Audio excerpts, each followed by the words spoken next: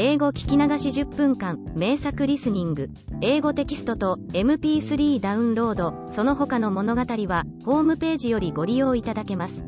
88thpp.com 88thpp.com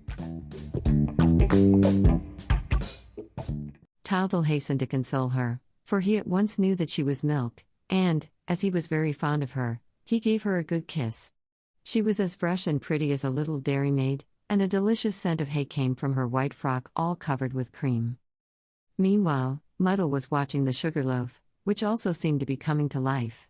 Packed in its blue paper wrapper, on a shelf near the door, it was swaying from left to right and from right to left without any result.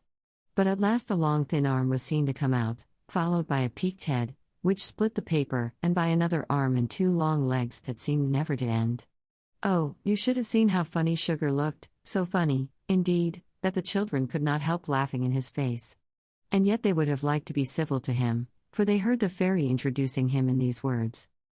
This, Tildal, is the soul of Sugar. His pockets are crammed with sugar and each of his fingers is a sugar stick. How wonderful to have a friend all made of sugar, off whom you can bite a piece whenever you feel inclined. Bo, wow, wow. Good morning. Good morning, my little god.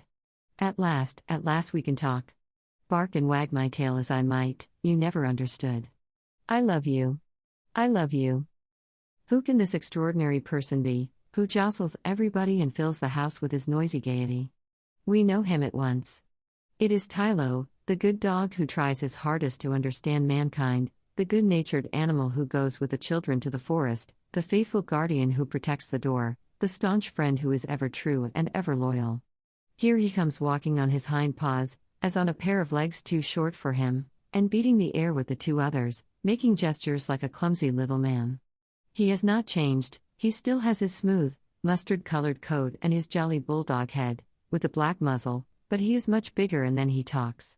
He talks as fast as he can, as though he wanted in one moment to avenge his whole race, which has been doomed to silence for centuries. He talks of everything, now that he is at last able to explain himself, and it is a pretty sight to see him kissing his little master and mistress and calling them his little gods.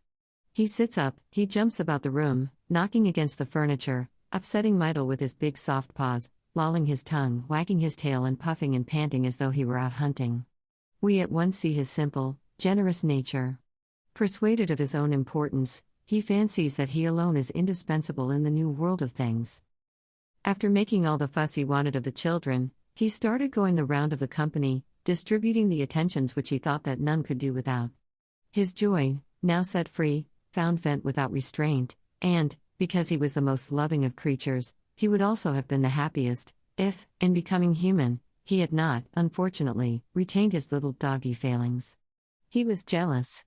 He was terribly jealous, and his heart felt a pang when he saw Tylette, the cat, coming to life in her turn and being petted and kissed by the children, just as he had been. Oh, how he hated the cat! To bear the sight of her beside him, to see her always sharing in the affection of the family, that was the great sacrifice which fate demanded of him. He accepted it, however, without a word, because it pleased his little gods, and he went so far as to leave her alone. But he had had many a crime on his conscience because of her. Had he not, one evening, crept stealthily into Goody Berlinget's kitchen in order to throttle her old tomcat, who had never done him any harm? Had he not broken the back of the Persian cat at the hall opposite? Did he not sometimes go to town on purpose to hunt cats and put an end to them, all to wreak his spite? And now Tylette was going to talk, just like himself. Tylette would be his equal in the new world that was opening before him. Oh, there is no justice left on earth, was his bitter thought. There is no justice left. In the meantime, the cat, who had begun by washing herself and polishing her claws, calmly put out her paw to the little girl. She really was a very pretty cat, and, if our friend Tylo's jealousy had not been such an ugly feeling, we might almost have overlooked it for once. How could you fail to be attracted by Tylette's eyes, which were like topaz set in emeralds? How could you resist the pleasure of stroking the wonderful black velvet back? How could you not love her grace, her gentleness and the dignity of her poses? Smiling gently and speaking in well-chosen language, she said to Muddle, "Good morning, miss. How well you look this morning." And the children patted her like anything. Tylo kept watching the cat from the other end of the room.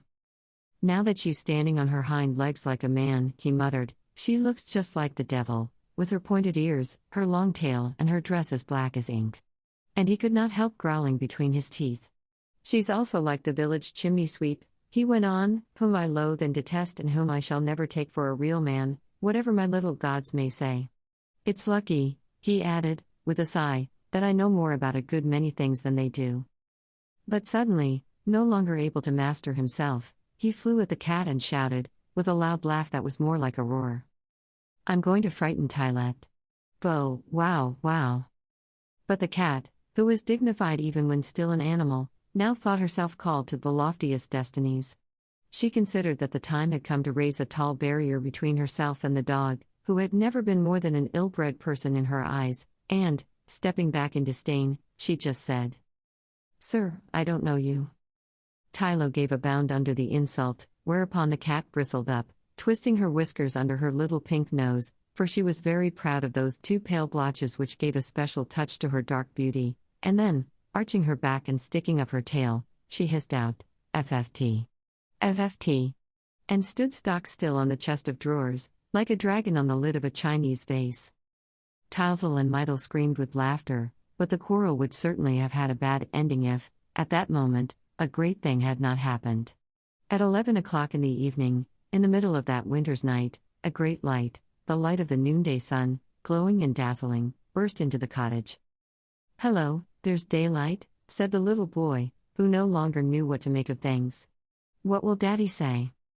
But, before the fairy had time to set him right, Tylval understood, and, full of wonderment, he knelt before the latest vision that bewitched his eyes. At the window, in the center of a great halo of sunshine, there rose slowly, like a tall golden sheaf, a maiden of surpassing loveliness. Gleaming veils covered her figure without hiding its beauty, her bare arms, stretched in the attitude of giving, seemed transparent, and her great clear eyes wrapped all upon whom they fell in a fond embrace. It's the queen, said Tyltal. It's a fairy princess, cried Meitel, kneeling beside her brother. No, my children, said the fairy. It is Light. Smiling, Light stepped towards the two little ones. She, the light of heaven, the strength and beauty of the earth, was proud of the humble mission entrusted to her. She, never before held captive, living in space and bestowing her bounty upon all alike, consented to be confined, for a brief spell, within a human shape, so as to lead the children out into the world and teach them to know that other light, the light of the mind, which we never see, but which helps us to see all things that are. It is Light, exclaimed the things and the animals, and, as they all loved her, they began to dance around her with cries of pleasure. Tylval and Meitel capered with joy. Never had they pictured so amusing and so pretty a party, and they shouted louder than all the rest. Then what was bound to happen came. Suddenly, 3 knocks were heard against the wall, loud enough to throw the house down. It was Daddytal, who had been waked up by the din, who was now threatening to come and put a stop to it. Turn the diamond, cried the fairy to Tylval. Our hero hastened to obey, but he had not the knack of it yet. Besides, his hand shook at the thought that his father was coming. In fact, he was so awkward that he nearly broke the works. Not so quick, said the fairy. Oh dear, you've turned it too briskly, they will not have time to resume their places and we shall have a lot of bother. There was a general stampede. The walls of the cottage lost their splendor. All ran hither and thither, to return to their proper shape. Fire could not find his chimney, Water ran about looking for her tap, Sugar stood moaning in front of his torn wrapper, and Bread, the biggest of the loaves, was unable to squeeze into his pan, in which the other loaves had jumped higgledy-piggledy, taking up all the room. As for the dog, he had grown too large for the hole in his kennel, and the cat also could not get into her basket. The hours alone, who were accustomed always to run faster than man wished, had slipped back into the clock without delay. Light stood motionless and unruffled, vainly setting an example of calmness to the others, who were all weeping and wailing around the fairy. "What is going to happen?" they asked. "Is there any danger?" "Well," said the fairy, "I am bound to tell you the truth. All those who accompany the two children will die at the end of the journey." They began to cry like anything, all except the dog, who was delighted at remaining human as long as possible and who had already taken his stand next to Light, so as to be sure of going in front of his little master and mistress. At that moment, there came a knocking even more dreadful than before. "There's Daddy again," said Tildle. "He's getting up, this time, I can hear him walking." "You see," said the fairy, "you have no choice now, it is too late, you must all start with us. But you, Fire, don't come near anybody, you, Dog, don't tease the cat, you, Water, try not to run all over the place, and you, Sugar, stop crying, unless you want to melt. Red shall carry the cage in which to put the blue bird, and you shall all come to my house, where I will dress the animals and the things properly. Let us go out this way."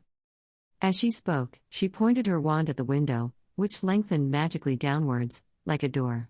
They all went out on tiptoe, after which the window resumed its usual shape. And so it came about that, on Christmas night, in the clear light of the moon, while the bells rang out lustily, proclaiming the birth of Jesus, Tildle and Mydle went in search of the blue bird that was to bring them happiness.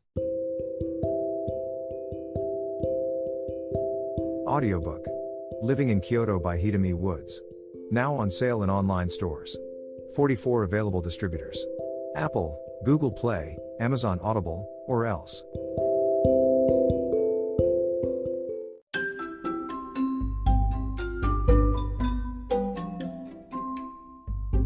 大好評。ヒデミウッズがデザインしたとってもかわいいオリジナルグッズが手に入る。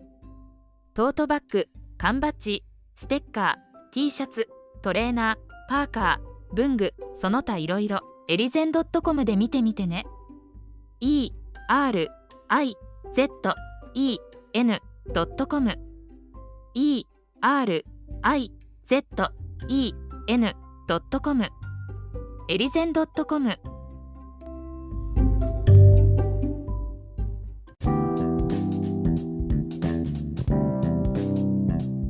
英語聞き流し10分間名作リスニング。英語テキストと MP3 ダウンロード、その他の物語はホームページよりご利用いただけます。88thpp.com 88thpp.com